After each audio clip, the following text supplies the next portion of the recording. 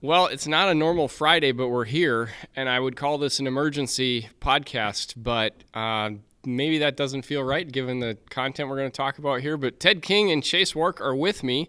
This is actually a collaborative podcast with King of the Ride, as we got talking with Ted and Chase and just how could we tell this story best. So you might hear most, if not all, of this audio on Ted's podcast as well. But Ted and Chase, it is awesome to be here. Thank you so much for taking the time to do this, guys. Thanks for having us.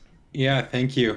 And if you are listening on King of the Ride, this is one of those few instances where I get to be a guest on my own show. So it's great to be here. Thank you for having us. And yeah, rock and roll. Yeah, so I want to kind of start out I think everybody knows probably that's listening to either podcast what MidSouth is, but I don't know that everybody understands the gravity of the event and the importance of the event. I know, Chase, you and I have talked about this is kind of like Flanders or Roubaix at the end of the spring classic cycle where like you've gone through these series of races, whether it's Rock Cobbler, BWR, Valley of Tears now has gotten big, and then you have MidSouth, and this is kind of the big one. But Ted, can you talk about the importance of MidSouth in the calendar and just what kind of an event this is as far as like the enormity of it? I could be mistaken, but I think you just put Valley of Tears and Flanders and Roubaix in the same comparative scope. I did not compare Valley of Tears to either of those. I just said okay. MidSouth All of the races that you have just named are terrific. And I'm only laughing that an event that has happened for 1.5 events is being compared to Flanders Roubaix. I call MidSouth the unofficial kickoff of the North American gravel season. And by that, I mean, here I am in Vermont. Up until, I literally rode by snowbanks today. Today was, I think, the second day in the 60s in 2025. So, it is this event that draws people from the entire country. You could be coming from California and already have done 3, 4, 5 races by now. A variety of places you can do that by now. But yeah, Chase being a northern Midwesterner, he has an appreciation for chilly climates as well. And it's just, I think what also sets it apart is that it has this gravitational draw for the contemporary gravel cyclist like nothing I've ever seen. Yeah. I think I often refer to Bobby Wintle, and I refer to Bobby as the Pied Piper of gravel. He just has this, he says it and people come, and it is hilarious. And enormous due credit also to Crystal, his wife. Crystal Wintle is, they built something really special there in Stillwater. It's not a place that you would intuitively think of as a gravel mecca, but a lot of these places that host big events, you'd say in the same sentence. I'll be short-winded from here on out because I think we do have a lot to talk about, but it is just this really cool unofficial kickoff of the season, and that explains why 4,000 plus people end up in Stillwater early mid-March. 100%. Chase, I know you and I in a lot of private conversations talked about just how important this race was to you as a racer, as a professional. I guess how big was this date circled on your calendar? And I'm just kind of trying to establish that this is kind of a big deal for a lot of people to have this event. But yeah, Chase, tell us about where this landed for you. Yeah, for me, this MidSouth was probably the most important bike race for me for the season, just because I have a kid that could possibly be here in 2 weeks, and life will change forever after that, and it's just kind of like unknowns. And we listed BWR, Arizona, and Valley of Tears, and then MidSouth. So I think there was a progression of like race. You went from like the race that suited me the least, which was BWR, just because it's a lot of mountain biking, and I rode Zwift a whole bunch this winter, so my bike handling skills weren't super good, but I did okay. And then Valley of Tears, there's still like one mountain bike section or like double track section, but it was really, I pre-rode it and was like, yeah, I'm not like surviving with the group here. So I knew But it's pretty flat, so I still had a possibility to like chase on and like maybe get a result, which ended up happening. But then MidSouth is like kind of built for people, I would say, like just thick, like well built northern folks. Yeah, and I've had an okay result here. They don't ban aero bars, which like thank you, Bobby. So like that also suits me because I can go like full aero dork, and it's, you know, I told my coach like I want to come into this race with fitness that like if things played out well I could possibly win. So with how the previous 2 races went, I thought I would at least be in the front group like battling it out. And all week I was scheming like actually watching teams play a big role at Valley of Tears. I'm like, how can I play that to my advantage? Like get the right Trek person in, get the right like felt united person in, and yeah. But then it got things went sideways. Yeah, things went sideways. So, but yeah, well, and I can attest, Chase, that you sent me a text on Thursday, and you just all it said was, "I think I can win," and I was like, "Okay, he's ready to go." So I knew this was a huge deal to you. I want to hear from you guys what you were doing. You know, MidSouth is not just a one-day race; it's a party for the whole weekend. Basically, you have the run on Friday, and you have the expo on Friday. And what were you guys doing when things did totally go sideways? And Ted, I guess I'll ask you first. Yeah, I had some sponsor obligations in the morning.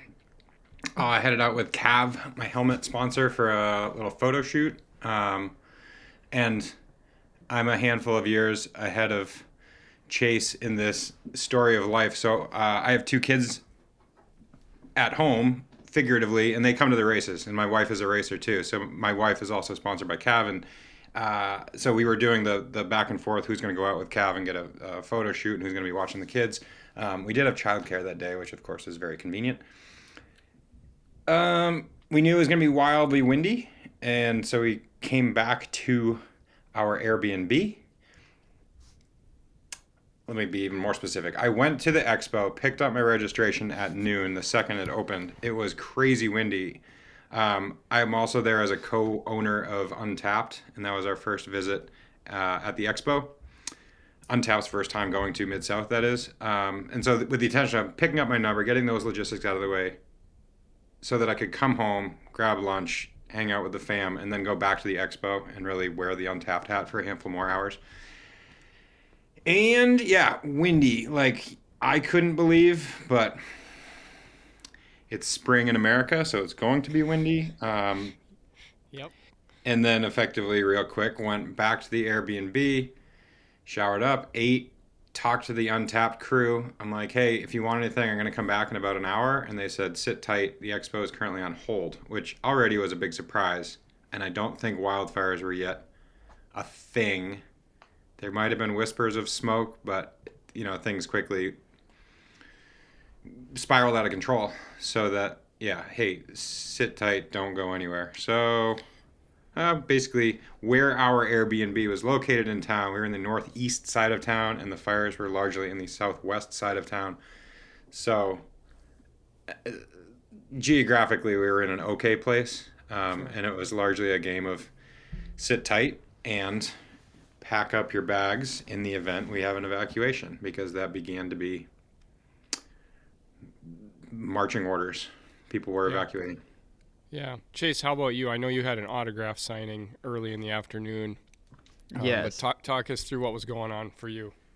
So the autograph signing was at 1:30. I got to the expo around probably 12:30 because I had a bike check photo shoot, and like I have my disc wheel on my bike at this time, and at one point I was holding my bike like it was horizontal or like parallel with the ground, and I'm like, holy smokes, this is crazy. Because I rode in the morning and it was like pretty good or fine. And then, yeah, it just kept getting more windy. And then by the time 1:30 rolls around for that autograph signing, me and Drew Dillman are like, we're not signing autographs. We're actually helping Good Life pack up tents. And then probably 15, 20 minutes into that, we start smelling some smoke. And you kind of just think it's a structure fire at first. And like at the same time, there's like kind of brownness in the air, but I've been in Oklahoma before with like 60-mile-per-hour winds, and it was just dirt that time. So I'm like, oh, it's like just, it's southwest. It's probably just really dusty over there. Like nothing like crossed my mind about like a huge fire evolving. And then pack up, head to Chipotle, eating, and then all of a sudden I get one phone call. And I get a text message like, hey, do you think the event will still happen? Or maybe it was like, no way the event's happening. And I'm like, dude, it's just windy. And like, okay. And then I get a phone call from someone whose Airbnb was just like 1 block away.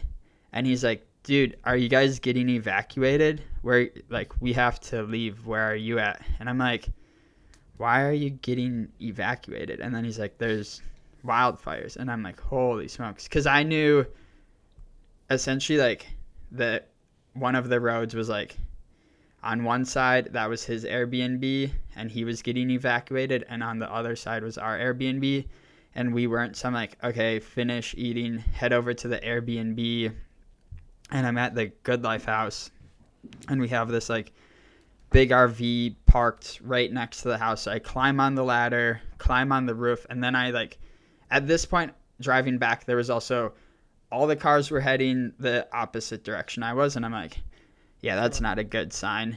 And I'm like biking kind of into this like brown smoke, and then I'm on the roof, and one of the guys at the house is like, like we're probably fine. And then as I'm looking at this big cloud of smoke and watching it grow, I just feel a big gust of wind hit me. And at that point I'm like, yeah, I don't care what you're saying, I'm gonna pack up. So like went down, and it went from, and I'm on the southwest side of town, so the complete opposite side of town Ted was on and where the fires were at. And like it went from walking and packing to like running, or like speed walking to like running to like, okay, like screw whatever else is in the house, like we just need to get out of here because it was getting dark. And yeah, so then for me, like the gathering spot a lot of people went to was Stone Cloud Brewery. So by like 4 p.m. we were probably over there, or 3:30. Yeah. How, I know you had messaged me just about your emotions, but can you share a little bit about what that was? You know, I want to know, like, at what point did the bike race, like, and your hopes and dreams for the weekend just completely exit and you moved into fully, like, human survival mode? Probably when I was, like, running, and I don't know if it was anxiety or what, but at one moment, like, I almost just wanted to cry. I didn't know why. I've never been in like a huge natural disaster, and like it wasn't like the house next to us was on fire and I was losing everything, but I was just like emotionally moved by like, dang, like some stuff is going down, like, and I'm in the middle of it right now. So, and then I mean, when Bobby and like the whole time, essentially, like I don't feel secure enough with some of my, or like as a racer to be like, oh yeah, I can like skip a race and like, you know, Sure. One result can like help me still be a bike racer next year. So I'm like, all night long I was like, yeah, I want to race. Except when I started walking at like midnight, I was like, man, I can't even walk without coughing. So Sure. I'm just going to have to like, I'm not one to make a decision right away. So I'm like, okay, we'll just make a call in the morning. And like Bobby said, he was like, the emergency people said the wind should blow everything out. And come Saturday, that was actually true. So like there was a lot of people posting about the AQI, but by some miracle, like skies were clear All blew Saturday out. morning. Yeah. Yeah. Yeah. Ted, you had a little different situation. You were on the northwest, northwest corner of town. Yeah, you were on the opposite end of town, but you got your kids and your wife with, and that, like, I want to hear kind of the progression for you of like what's happening with this race. I have my family to take care of. I have a business venture I'm here with also that's my own. Like, kind of what were you going through, and how did you eventually land at like, actually, you know what, I'm gonna go do this stupid long route and go for a ride? So I think as soon as the mega MidSouth route was announced, which was sometime late summer last year. I mean, they did the Grand Depart, I want to say September 2024. And Bobby invited me to that. And I mean, when I did my first ever Arkansas high country, Bobby was really instrumental in holding my hand through like the bike packing process. He and I have become great friends over the years. And I almost knew it was sort of inevitable I was going to do the Mega Mid-South. I had plans to drive. We have a van, a big Sprinter van, and I had plans to drive out the week prior to Mid-South and do the Mega 1 week prior, so the Saturday prior. And then I looked at the calendar and I was like, oh, dang, that's my daughter's 5th birthday. That would be a poor idea. So I stayed home in Vermont. We had a tea party theme. It was awesome. And then the next Tuesday, I drove to Oklahoma with the intention of taking on the Mega Mid-South the day after Mid-South. So Mid-South, the race is Saturday. I was going to take it on Sunday. Drove out over the course of 2 days on minimal sleep, as you do when you're just road trip soldier, and got out and did some recon of the traditional Mid-South route. Very excited about the weather. You know, it's dry. It's just a screaming fast course. Fitness seems pretty good. I haven't been able to test it. I haven't done any races this year, so it's sort of anyone's guess. But I was excited for the whole weekend. Fast forward to the punchline that you'd asked about, like Saturday afternoon. Yeah, I'm thinking of a lot of things. When the Cav team, who is largely based in California, and 2/3 of the 3-person team that was out there for Mid-South for our photo shoot, they live in Southern California. So they literally, they're like, oh, we have PTSD. We just had wildfires. Like, don't just think about packing up. Pack up right now and if you're not leaving, be prepared to leave. So, I mean, they had said that when they came to our house in the afternoon. It's like, don't think about it. Just start doing it now in the event that things go out of control. At which point, Laura and I pack our stuff, pack our kids' stuff. We're basically ready to go. And I mean, we feel very fortunate in that we have the Sprinter van parked in the driveway. Where we are in town, I'm like, I feel very safe in the ability to hop in the van and just floor it and be away from the fire. Because, the geography is pancake flat. The topography is pancake flat. And then it's also just a lot of brush and brush fire. And there are plenty of trees and forests, but it's very pocketed forests. So I'm like, I'm no wildfire expert, but I think I could escape this pretty quickly, knowing where the fire is, knowing the wind is coming in our direction, but knowing where I could go. To your point, I am anxiously thinking about all these things, like life and limb, family, escape strategy, professionally thinking about Untapped and trying to have a good experience as we've just been shut out of the expo, and basically the entire expo is on Friday. We had intentions of activating on Saturday. Things are just gnarly for obvious reasons. So again, not being a wildfire expert, we went to bed that night being like, we're ready to go if we need to. We're hopping into bed. We have our phones on full alert in case there's some evacuation order. But then what I was just saying is like, it's pancake flat. It's not like we're abutting up to a mountain range. So like, assuming these fires go out tonight, it's going to be clear tomorrow. And we woke up and Laura poked me on the shoulder at 4 a.m. and said, oh, hey, the race has been canceled, which just seemed like a relief. It was ultimately the right decision. When we're thinking about bike races and people are losing their homes, it's just sort of a no-brainer. Yeah. It was a relief to wake up, but yeah, it was a crystal clear day. Still thinking about that next day, thinking about going after the FKT on Sunday. It's like there is the optics to play with. Not to play with, but to be very cognizant of. You don't want to be prancing around Oklahoma in areas that have just suffered some very ill consequences. So I think about it, and I talk to Bobby and his team, and I talk to his they have a great media production crew going on, and I said, hey, as things are rebounding, as they are creating their fundraising relief for the Payne County United Way, I'm just thinking, hey, you know what? I could do something really neat here if I do it publicly.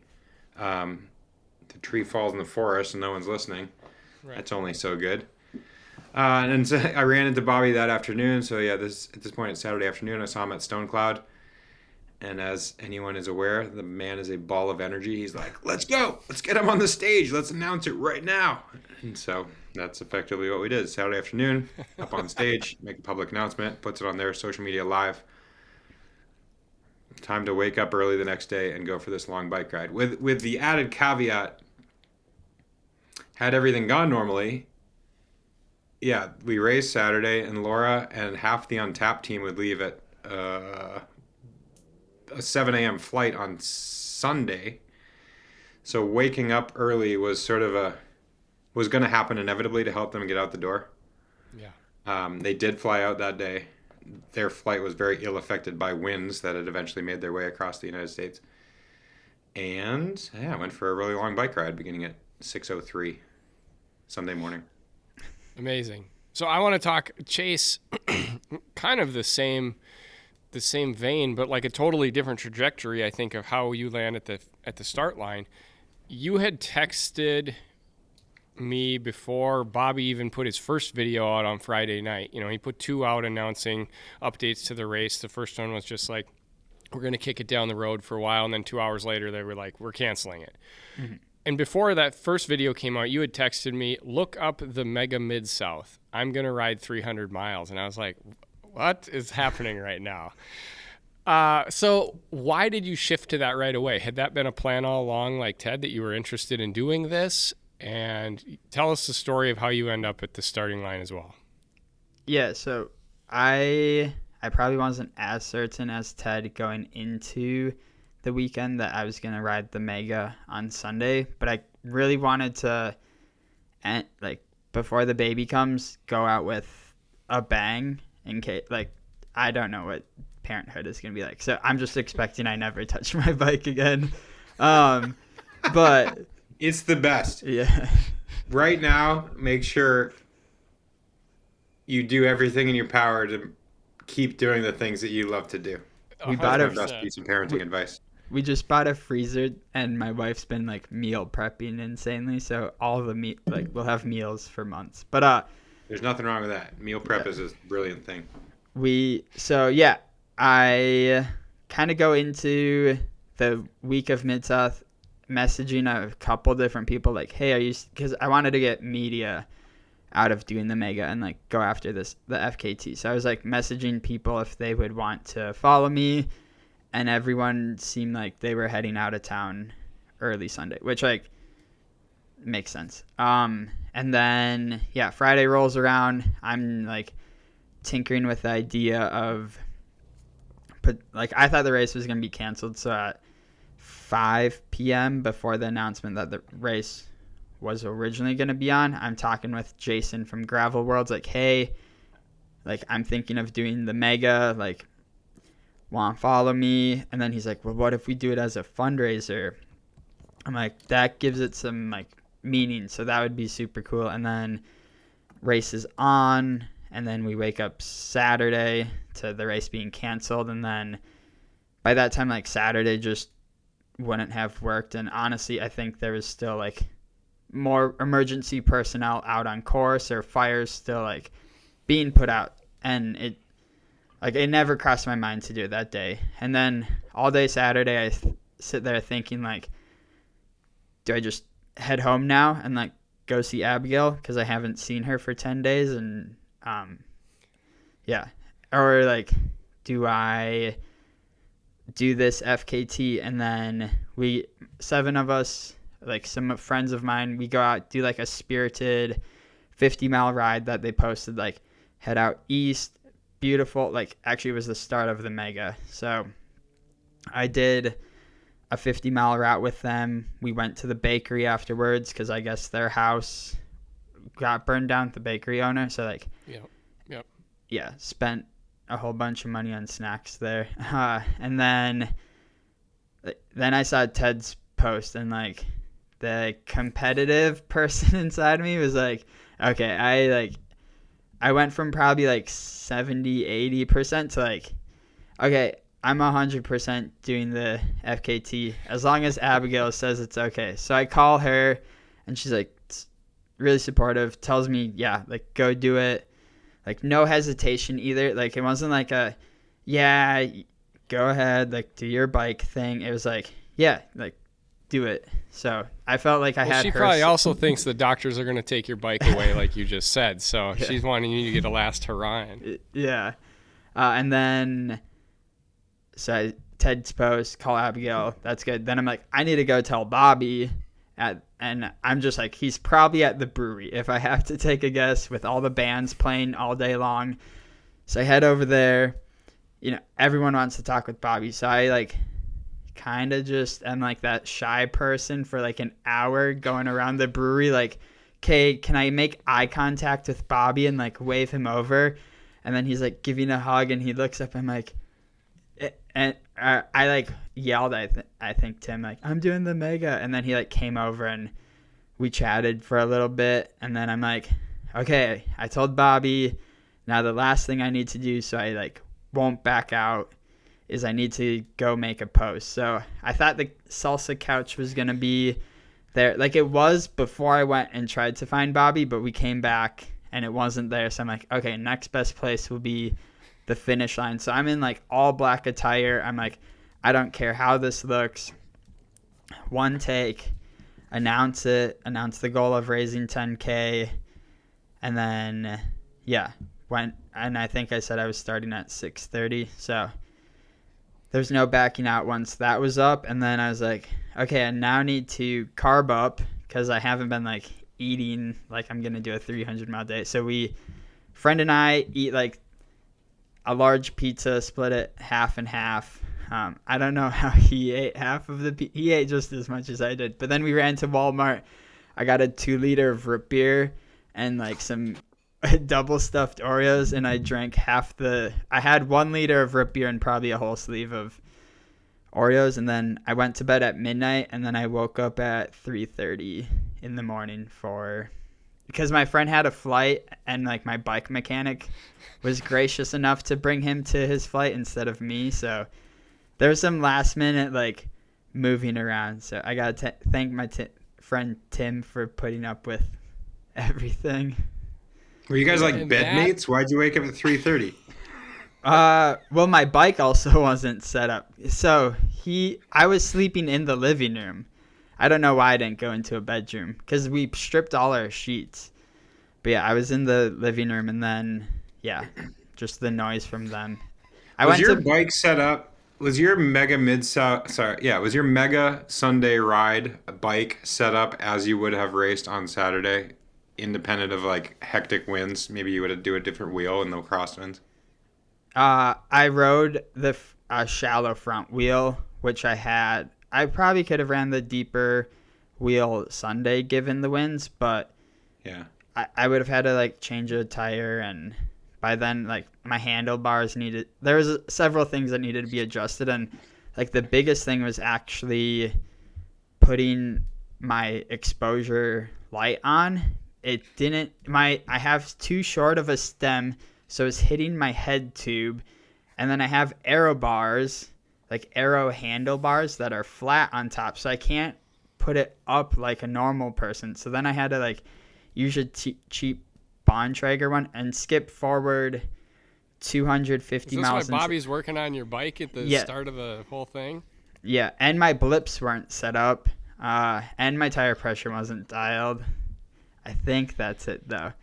But skip forward like 250 miles. I brought tape and that exposure light, and like I was like, I should have done this at the beginning, but I pulled over and for like 5 minutes I taped my good light to the front of my stem and just had it kind of sticking out further, because then I could ride in my aero bars at night.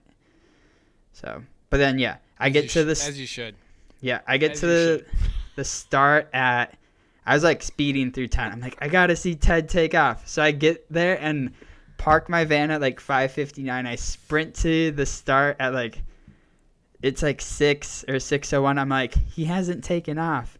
And then I also saw you weren't wearing leg warmers. I'm like, that's a bold move. But then I like took note of that. And then you and Bobby were like in the zone. So I'm like, I'm not gonna say anything. Like, so I watched you guys actually take off. But yeah. Everything you just heard, sleeves of Oreos and Dr. Pepper Ted and not stepping out of the shadows, and you had no idea this was coming after you. Correct? You didn't find out till you were out on course that this was happening, did you? Our alarm was set for 4:30 in the morning to get Laura to the airport, and it was soon thereafter. Call it 4:45. She's like, "Hey, did you know Chase is doing it?" And I think I just sort of groaned because I was like, this is why I kind of wanted to wait to announce it, because I bet if I did it first thing Saturday morning, as soon, or even, midnight on Friday night, I bet we would have had a half dozen people in like a grand depart. There's so many people who have carved up and are anxious to race, and I don't know, not to say I wanted to do it selfishly solo, but yeah, I was like, son of a nutcracker, come on. That said, like, come the first pedal stroke and for the subsequent 300 miles, it kept me on my toes, because it didn't take too much. It didn't take too many miles to realize that things are going smoothly. I'm going to be able to get the FKT so long as things are going smoothly. And we should point out that Nick Bennett, who had the time of 22 hours, 38 minutes, did it between the temperatures of like 98 and 105 degrees when they did the Grand Depart last year. I can't confirm that. I know the Grand Depart was under those excruciating circumstances, and then Nick has the FKT. So, yeah, knowing Chase is chasing me keeps me honest, keeps me going. Knowing Chase is he's fast in the worst of times. Don't hold it back. He's fast in the worst of times. You could be riding a Huffy and you're going to be fast. So then put him on a disc wheel and aero bar. Like, I know he's going full tilt aero dork. So I'm just like, man, this is tough. I need to stay on the gas. What are some other interesting details? Like, the weather lined up perfectly for all intents and purposes. Like, it wasn't super windy like it had been the day before, and like it most certainly was the day after. Dry as a bone. I think we had literally a foot along the course of the route that was wet. Probably dried up by the time Chase got there a half hour later. You burned in a good line for me. Yeah, dude, I got so much mud on my bike then. I was pissed. I was like, you got to be kidding me. 300 miles and I rode through the one stretch of mud. Why didn't I get off my bike? But, sorry, it was much colder than forecasted. They said it was going to be like 40s through 70s, and 40s is the lowest point of the day. It was literally 25 degrees to 30 degrees for the first 3 hours. Like, even when I started at 6, the sun comes up at 7:30, and the actual warmth doesn't arrive until 9. So it was miserable 2 hours. The first hour I was still like hyped up on general overall warmth. Then your body temperature drops, and that was that was challenging throughout the day. It was nice that it never got super hot, and yeah, the winds were advantageous. But yeah, by the time like 5 o'clock p.m. rolled around, I started to think, oh no, like I'm already dreading how cold it's going to be, knowing that the entire Sure. forecasted temperature was lower than had been predicted. I mean, yeah, I remember talking to Bobby. He's out with his media crew, which I totally didn't expect. I had no idea they were coming out there, but they had 2 cars roving around. And it was probably the second time that I saw him. I was like, "How's Chase doing?" And at this point, I'm feeling very good about how I'm riding. I'm like, I can get aero when I need to get aero, and I'm on my bike exactly as I would have raced it at MidSouth. I literally hadn't done a thing, which is to say, no disc wheels, no aero bars, no. It was just like a gravel setup in my mind. Um, and man, he gave me sort of like an unintentional serious look. He gave me the same He's like, look. he's looking good. I was like, oh man. And honestly, that took a lot of wind out of my sails because it was still probably halfway through the ride. I thought at that point I still had the news that you had started a half hour after me, not an hour, which is what it ended up being. So I'm thinking for the next probably 2 hours, Chase is going to catch me.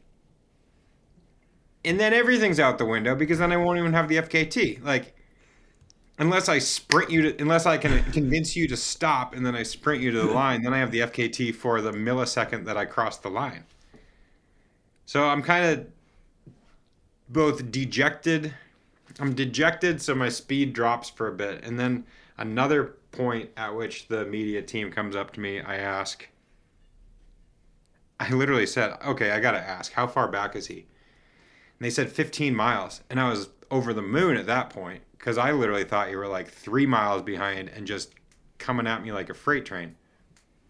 No pun intended, because it was soon after that that I had to stop for a bunch of stupid unforeseen stuff, including a train, of which I had 2, including going into a store.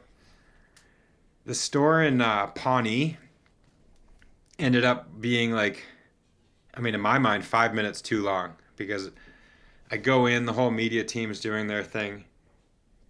There's 2 people in line ahead of us. I get all my food, and then I wait in line for what felt like minutes. The guy at the gas cash register was like, yeah, you shouldn't do that. You shouldn't bring those people in. I'm like, I'm sorry, I'm just doing a bike ride. They're trying to document it. I explained the situation very quickly. The reason he had taken so long with the previous people at the cash register is he's new to the cash register system, so it takes too long for him, and then I'm trying to pay, and it's taking too long for me, and he has to call for help. Finally, I get out the door, and then I do some like quick inventory, and I think, oh crap, I have to go back in and buy more food. I don't even think I have enough calories to get me to the finish line. So I go back in, and we run into the same issue. Like, he doesn't know how to use the cash register again. I come out with my whatchamacallit, smash it, and go. The point is, like, I went from a very safe 15-mile buffer to, I bet I just lost 4 miles in that stupid refill station. Yeah,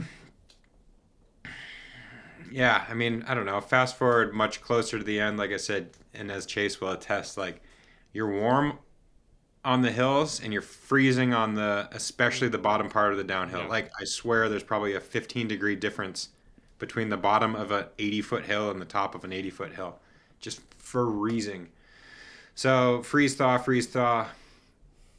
Know that I'm going to finish and get the FKT so long as Chase doesn't have a massive mechanical, and yeah, roll into a finish line that I've now done 5 times. Expecting to see 3 people, 2 people, 6 people, and yeah, like we've talked about, if Bobby knows how to do anything or a variety of things, he knows how to throw a party. So finish up, cross the line, very stoked. Drink some champagne, drink some beer, eat a burger. I had a Whataburger right there sitting at the line. And then, yeah, I'm like, okay, this cold is really setting in. And I put on my down jacket. I'd had that on for most of the time that I was outside. And then I had to go inside. And I was just, at that point, kind of waiting for you to finish so that I could give you a high five and hug. And, I mean, at this point, I don't know, I've operated with plenty of levels of sleep deprivation over the years, but I'm like, I'm smoked. I got to go to bed. Chase, what was the day like for you? What was, you got a half hour later start than you wanted. You were trying to get all your gadgets working correctly in order to chase Ted. You said Bobby told you that Ted looks really good. No, so what was your day like? Bobby probably at mile, I think it was like 2, I forget when. I asked Bobby, like, how is Ted looking? And he just gives me this, like, I'm like, Ted's probably smashing it. Also, though, I do have to admit, you had track leaders, and I didn't have track leaders. So on my phone, on a climb, I could check how far, like, do I need to up the pace or lower the pace, which definitely was, like... Huge. Yeah, huge advantage. Huge advantage going second. Yeah. I'll just say that now. And publicizing where I am, whereas I have a total guessing game where you are. Yeah, actually, at one point, like, maybe I have to take the supported FKT and you have this self-supported, because at one point I had handed Bobby my phone, and I was like, can you download track leaders so I can, like, just use the phone app, but we weren't able to get it on my phone. But how much, that's a good question, like, how much homework had you done beforehand? Which is to say, I knew the course, I knew the route. What's wonderful about this route in general is you're never more than 20 or 30 miles from support. Mm-hmm. But it's also like very, very rural middle America. So you can roll into a minuscule town, or especially on a Sunday, the day that we did it, and there are plenty of towns that are like fully closed, let alone are they going to have their local general store open at 5 p.m. or 5:05 when you roll in and they actually close at 5. So like it's just in my nature to do a ton of due diligence, and I knew like where I planned to stop and what was going to be open, yada yada yada. I was talking to track leaders in which, and by that I mean exchanging emails with them. I had my InReach. I was like, okay, I want to publicize this. I want to make this a thing. You have to pay $20 to create a account and a follow tracker for an FKT. Long-winded way of saying, how much due diligence had you done beforehand across the board? I forgot there could possibly be a track leader set up, because when Nick took the record, it wasn't like on the grand depart day. It was a different day. But okay. I remember they had the track leaders up for that. So I like completely forgot about that till you posted your track leaders, and I was like, well, I don't have a Garmin InReach. Like, I don't even own one. So I was like, okay. And then the only I knew well, the southeast part of the course was going to be new to me. Southwest part, some of that was on what would have been this course. So at one point there's this like flat, like probably 5-mile section that we went the opposite direction in the mega, but I'm like, I cannot wait for that section to just like sit in my aero bars for 5 miles and just like rip. And there was a tailwind on that road, and the media crew was following me, and I'm like, I'm gonna look so fast if they make a movie out of this. But that was like my fastest part of the course.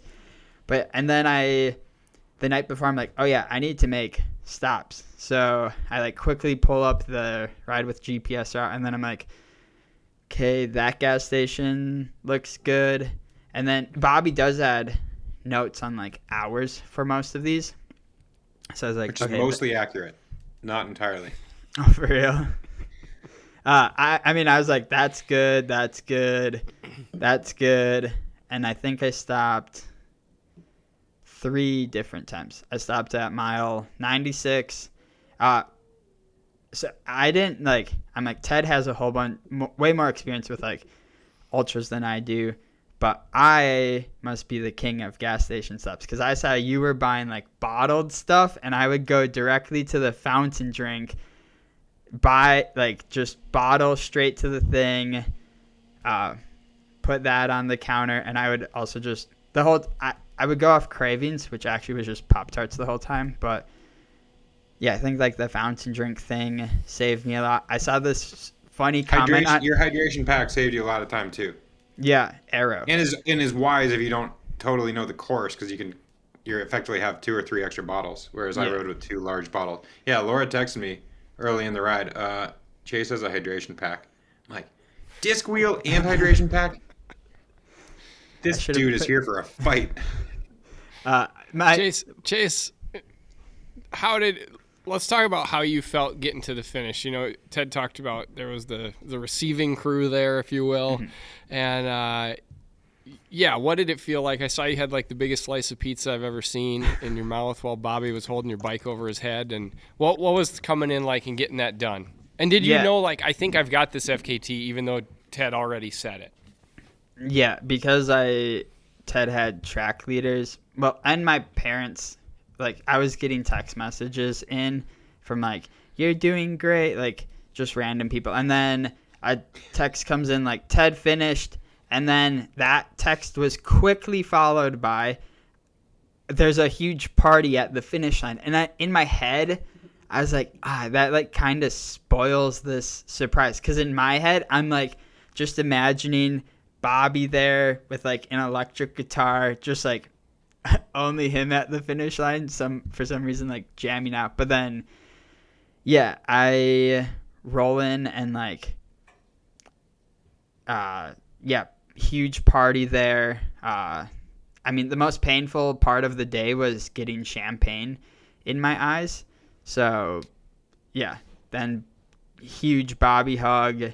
There's some tears just from, like, I'm an emotional person, and, like, I think what Ted and I did was super cool, raising money. And yeah, so I gave hugs and ate a whole bunch of pizza. And now I get to tell this story at campfires for the rest of my life, and I think that's really cool. For sure. And probably more important than campfires is what ultimately you guys set out to do here, and that's bring a lot of awareness to what happened in Stillwater and to raise funds to help the people there. And so, Ted, you mentioned United Way earlier. Is that the primary spot you're aiming people at, and where people can help if they want to throw it behind you? Yeah, going back to due diligence, I was Googling the Stillwater Fire Department and trying to find a donate button on their page. And if you're on the Stillwater Fire Department and you need funding, then you also need a donate button on your website, because you don't have one. It made it very difficult. So in talking with Bobby and his team, I was pointed in the direction of the United Way of Payne County. And if you've heard me say this once, you probably heard me say it a dozen times. I love their byline, which is something very closely to the effect of finding the greatest challenges to our community and overcoming them, which in the best of times is a great byline. And then I can't imagine what is going through a community when you're facing an event like this. So yeah, it was a no-brainer. I really liked the way MidSouth, instead of having a generic donate button on their website, they did like these $10 increments, and I know that has been very popular. People, you hop on their website and you do, I will buy a hat and a $10 donation, and so that was really cool. But yeah, it made for a very obvious place in which to direct our fundraising. I recognize I was trying to create a GoFundMe page for the first time in my life. I've done a lot of fundraising in a variety of different outlets in the past, but this was very last minute. So I'm like, what is the best way? And so what I was saying is, like, I recognize the quasi sketchiness of saying, hit my Venmo and I'll donate all the funds. I think if you know me and you know Chase, you know that we are honest individuals, and that's what we are good to our word. If we created no news about this, my plan was to donate $1 for every minute that I could go under Nick's time. So I, for better or worse, have to make a pretty sizable contribution out of my own pocket to the tune of $300+. But by the time you do that, in addition to what I have fundraised, then I'm north of $6,000 at this point. I mean, it's stuff like this podcast that is getting the word out. It is. I did a video podcast with bikepacking.com about this story. Cycling News did a story about what we've been doing. Escape Collective did a story about it. Yeah, it's pretty wild. It became, and yeah, I posed that throughout the ride. It's like, all right, Arrow Chase is probably going to beat me. I hope I can get the FKT for at least a little while. But bigger picture, who can raise more funds, and really try to turn that into this story. So yeah, between the two of us, I am safe to wager that we're going to go above $10,000. And I'm gonna basically fundraise through early next week. I've been saying the end of this week, but let's go early next week. And by all means, I mean, as long as there's money landing in my Venmo, I am Ted King Venmo, with a little message, please donate to the United Way of Payne County, I'm gonna make that donation. 100%. Chase, tell us, are you working with United Way as well, or are you working with something else in Stillwater? Yeah, I didn't know where to say which one to donate, so I threw out my stories of the ride. It was like, here's my Venmo, here's the United Way, here's the MidSouth one. So in my mind, I like to think I'm closer to Ted, but realistically, I think I'm at it's like $3,500, and then I'm donating $1,000, so we're close to $4,500, and then for the next 2 weeks, $20. If you register for Granny's Gravel Grinder or the Day Across Minnesota, I'm taking $20 from each registration and putting that towards the fund as well, in hopes that I can catch Ted. But I don't know. I mean, I'll be happy with my goal was $10K, but $5,000-$6,000 is still super impressive. So for sure, I'll make sure in the descriptions on YouTube and on the podcast platforms, I'll have links to both your Venmos as well as the United Way. So just make sure you donate to mine so I can continue to win this. I was gonna so during the ride, I said if you think Ted is being a bully essentially, and you like the Aerodork stuff, donate to mine. And then what I wanted to do, but I was in full race mode, I'm like, if you don't like my Aerodork stuff, donate to Ted's. And then I was gonna tag Pete Stetna and Tobin, because they are not fans of they just joke around with it. But I wonder, I read all the comments. The comments were great. I got at least 3 or 4 that were down with Aerodork. So maybe that's exactly why. Oh, that other comment I saw was it was Drew Dillman driving the trains. Yeah. Oh, that's good. Well, this is amazing, guys. Ted, I know you got to bounce, and I really appreciate both your time getting together and just letting me moderate this and have this conversation with you both, of the amazing work that you kind of took your abilities and what you could give in a kind of crappy situation and turn it to something that can help people. So appreciate your time and what you're doing, guys. Thank you. Yeah, thanks for having us on. Thank you for listening, whether you're listening to King of the Ride or Stable Cyclist. It was inevitable. I wanted to have Chase on the show, and this made for a really easily moderated format. So appreciated. 100%. Chase, what's your next race? Where am I going to see you next? The baby is due on April 5th, and actually there's a local race called Ragnarok. It's the closest event to my house. You send in a postcard to registered. That's my next Those poor people, Chase. race. Smash it. And then there's Sea Otter, but essentially the baby has to be born It's early. a good priority. It's all because it's appropriate for the conversation. Our first child and first daughter. Hazel was born March 8th, 2020. I don't remember what the date was for MidSouth in 2020, but it was right around March 8th. So I think Hazel was born. Ooh, I want to say like, geez, I don't even remember. It was within a day of the race. I did not go, and Bobby was like so on board. He was gonna fly me in, yada yada yada. That was also the mud year, so I have no reservation in not being there. But yes, your priority is Baby. you being there at the birth of your child, and I can totally appreciate wanting to also still sneak in one last bike race.